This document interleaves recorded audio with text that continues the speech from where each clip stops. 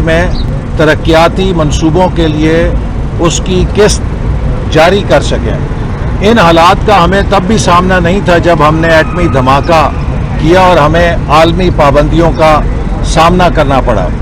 आज पाकिस्तान की मईशत की हालत ऐसी है कि जैसे एक अनाड़ी ड्राइवर बस का एक्सीडेंट करके उसकी सवारियों को मजरूब करके अपनी सीट से छलांग लगाकर तमाशाइयों में खड़ा हो जाए और ये सवाल करना शुरू कर दे ये बस कौन चला रहा था, ये हादसा कैसे हुआ है। आज इमरान नियाजी और उनके वज़रा खुद अपने खिलाफ फर्द जुर्म तस्लीम कर चुके हैं। इमरान नियाजी के वज़ीर ख़जाना ने खुद एतराफ़ किया है कि पाकिस्तान के मजमूई कर्ज़ों का 76% कर्जा इमरान खान के दौर में लिया गया। इसी तरह उनके एक और वज़ीर ये एतराफ़ कर चुके हैं कि अगर हम हुकूमत में बरकरार रहते तो लोगों ने हमें मारना था और हम अपने इलेक्शन हार जाते। हमने अपना फंदा अपोजिशन के गले में डाल दिया है। अपोजिशन को पता था कि आज मुल्क दिवालिया है और हमने अगर आज ये कौमी हुकूमत बनाई है तो इसका मकसद अपनी सियासत बचाना नहीं है, पाकिस्तान की मईशत को बचाना है, पाकिस्तान के मुस्तकबिल को बचाना है। चूँकि इमरान नियाजी साहब अपने कर्ज़ों के ज़रिए, अपने नाअहली के ज़रिए, अपने खसारे के ज़रिए मुल्क को नाकाबिले तलाफ़ी नुकसान पहुँचाकर अब मासूम बनकर सवाल कर रहे हैं कि मुल्क का क्या बनेगा। जब मुस्लिम लीग नून ने 2018 में हुकूमत छोड़ी तो कर्ज़ों की अदायगी तकरीबन 1500 अरब रुपए थी। इस साल बजट में कर्ज़ों की अदायगी तकरीबन 4000 अरब रुपए होगी।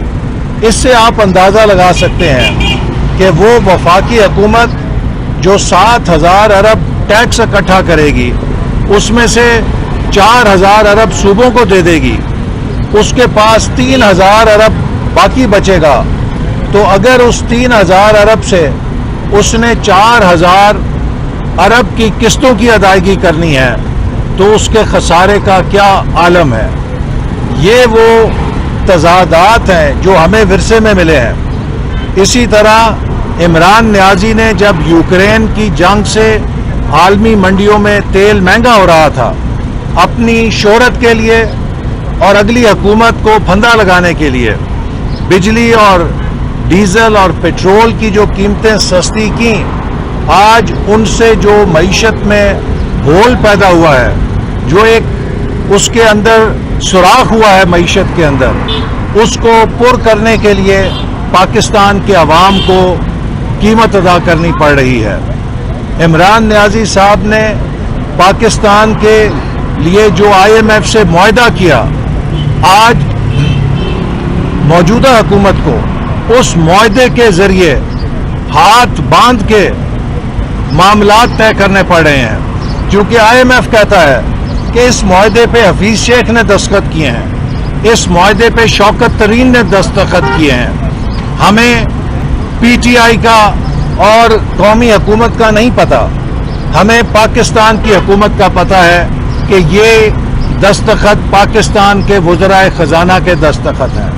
लिहाजा इमरान नियाजी जो एक अवाम दुश्मन मुआहदा IMF के साथ कर गया था, आज पाकिस्तान को ऐसे मुकाम पे खड़ा कर गया है कि उसी मुआहदे के ज़रिए हमारे पैरों में भी जंजीरें बंधी हुई हैं और हम कोशिश कर रहे हैं कि उस मुआहदे के अंदर उसको बरकरार रखते हुए मुल्क के लिए जो भी बेहतर से बेहतर सहूलत हासिल कर सकते हैं करें। लेकिन इमरान नियाजी पाकिस्तान को, उसके मुकदमे को इंतहाई कमज़ोर मुकाम पर छोड़ कर गया है। इसलिए हुकूमत जो सख्त फैसले उठा रही है उनका मकसद मुल्क की मईशत को बचाना है। और अगर हमने ये कड़वी गोली खा ली तो इंशाअल्लाह ताला चंद माह के बाद पाकिस्तान की मईशत में इस्तेकाम आना शुरू हो जाएगा। और हम उम्मीद करते हैं कि जब हम 1 साल के बाद हुकूमत छोड़ेंगे तो कम से कम पाकिस्तान की मईशत के दिवालिया होने का खतरा टल चुका होगा और इसके बाद ہم انشاءاللہ ملک کی معیشت کو بحالی کی طرف لے کے جائیں گے. ہم نے سب سے زیادہ کوشش کی ہے کہ زراعت کے شعبے پر توجہ دی جائے، چونکہ زراعت کا شعبہ 6 مہینے میں نتائج دیتا ہے. پاکستان کے کسانوں نے پیداوار بڑھا کر ایٹمی پابندیوں کے اندر بھی ہمیں سرخرو کیا تھا. ہم نے زراعت میں کسانوں کو جو مراعات دی ہیں، میں امید کرتا ہوں کہ ہمارے کسان بھائی زیادہ پیداوار کر کے ملک کو زراعت میں خود کفیل کریں گے، تاکہ ہمیں گندم کو درآمد نہ کرنا پڑے، ہمیں چینی کو درآمد نہ کرنا پڑے، ہمیں کپاس کو درآمد نہ کرنا پڑے، اور ہم ملک کے اندر خوردنی تیل اگا کر جو اربوں ڈالر خوردنی تیل کی درآمد پہ خرچ کرتے ہیں ان سے بچ سکیں. اسی طرح میں یہ بھی قوم سے اپیل کروں گا کہ ہم چائے کی ایک ایک پیالی 2 پیالیاں کم کر دیں، چونکہ جو چائے ہم امپورٹ کرتے ہیں وہ بھی ہم ادھار لے کر امپورٹ کرتے ہیں. جب تک کہ ہم اپنی چائے کی پیداوار میں خود کفیل نہیں ہوتے، ہمارا فرض ہے کہ وہ ساری آئٹمز کہ جس پہ ہمیں اپنا قیمتی زر مبادلہ خرچ کرنا پڑتا ہے، جب تک ہم اس بحران سے نہیں نکلتے، پوری قوم کو اس مشن کے اندر شامل ہونا چاہیے. ہماری تاجر برادری نے پہلے بھی ساتھ دیا ہے. جب کووڈ تھا 6 بجے دکانیں بند ہوتی تھی، لیکن اب ہم اپیل کر رہے ہیں کہ 8:30 بجے دکانیں بند کریں، تاکہ توانائی کی بچت ہوگی. توانائی کی بچت ہوگی تو تیل کی درآمد میں کمی ہوگی، چونکہ اس وقت تیل کی قیمتوں کو پر لگ چکے ہیں. $120 بیرل سے اوپر جا چکا ہے تیل، اور بعض تجزیہ کار کہہ رہے ہیں کہ 140 تک بھی جا سکتا ہے. تو اس لیے ہماری جو تیل کی قیمتیں ہیں وہ بین الاقوامی قیمتوں سے جڑی ہوئی ہیں، اور اگر تیل مہنگا ہوتا ہے تو ہمیں اس کی کنزمپشن کو کنٹرول کرنا پڑے گا، تاکہ کم سے کم بوجھ پاکستان پر پڑے. یہ وہ اقدامات ہیں جو ملک کی معیشت کو بحال کرنے کے لیے ناگزیر ہیں، ہم سب کو مل کر کرنے ہیں. لیکن ان حالات کے ساتھ ساتھ ہم ملک کی تعمیر و ترقی کے جو منصوبے ہیں ان پر بھی پوری توجہ دے رہے ہیں. اور میں ایک بات عمران نیازی صاحب کو بتانا چاہتا ہوں کہ آپ نے دعویٰ کیا کہ حکومت نے سابق فاٹا اضلاع کے فنڈز کاٹ دیے ہیں. تو عمران نیازی صاحب، آپ کی اطلاع کے لیے عرض ہے کہ آپ نے پچھلے سال 54 ارب روپے بجٹ میں رکھے تھے، لیکن ان کو کاٹ کے آپ نے 38 ارب روپے بجٹ کر دیا تھا فاٹا کے سابق اضلاع کا. ترقیاتی بجٹ کی میں بات کر رہا ہوں جس کا تعلق میری وزارت سے ہے. آپ کا جو نظر ثانی ٹارگٹ تھا 38 ارب کا، اس کے مقابلے میں ہم نے اس سال 55 ارب روپے پی ایس ڈی پی کے اندر سابق اضلاع کے لیے رکھے ہیں، جو آج تک کا ہائیسٹ ایلوکیشن ہے. اس سے پہلے کبھی 55 ارب روپے کی ایلوکیشن نہیں کی گئی. ہم نے پہلے 50 کی تھی، لیکن وزیر اعظم کی ہدایت پر اس کو بڑھا کر 55 ارب کر دیا گیا ہے. تو 55 ارب کا ترقیاتی پیکج سابق فاٹا کے اضلاع کے لیے ہائیسٹ ایور پیکج ہے، جو اس سے پہلے کسی حکومت نے نہیں دیا. تو لہٰذا آپ برائے مہربانی قوم کو گمراہ کرنے کی عادت سے باز آ جائیں. بہت شکریہ. ڈاکٹر صاحب، کیا کہیں گے عمران احمد خان نیازی جو دھاندلی کر کے حکومت میں آئے تھے، اب خود رونا رو رہے ہیں کہ دھاندلی ہو رہی ہے، الیکشن کمیشن مریم صاحبہ حمزہ صاحبہ کے ساتھ مل کر حلقہ بندیاں کر رہی ہے، حقیقت کیا ہے ذرا یہ عوام کو؟ دیکھیے، عمران نیازی صاحب کا وتیرہ ہے کہ اگر ان کے حق میں فیصلہ آئے تو زندہ باد، اگر ان کے خلاف فیصلہ آئے تو ادارے بک گئے ہیں. اسی طرح سپریم کورٹ کے خلاف جب انہوں نے بیانات دیے اور سپریم کورٹ کے ججوں کو جس طرح تنقید کا نشانہ بنایا، اور جب ان کو اپنی لانگ مارچ کے لیے مدد کی ضرورت پڑی تو وہی سپریم کورٹ اچھی لگنے شروع ہو گئی.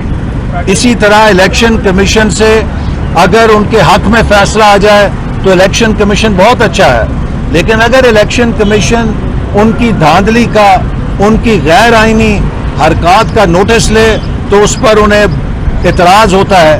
عمران خان کا یہ طریقہ ہے کہ اداروں کو دھمکاؤ اداروں کی کردار کشی کرو اور ان کو ڈرا کے دھمکا کے اپنے مطلب کے فیصلے حاصل کرو. کبھی وہ فوج کو دباؤ میں لانے کی کوشش کرتے ہیں, کبھی وہ عدلیہ کو دباؤ میں لانے کی کوشش کرتے ہیں, کبھی وہ الیکشن کمیشن کو دباؤ میں لانے کی کوشش کرتے ہیں. ان کا اصل خوف فارن فنڈنگ کیس ہے.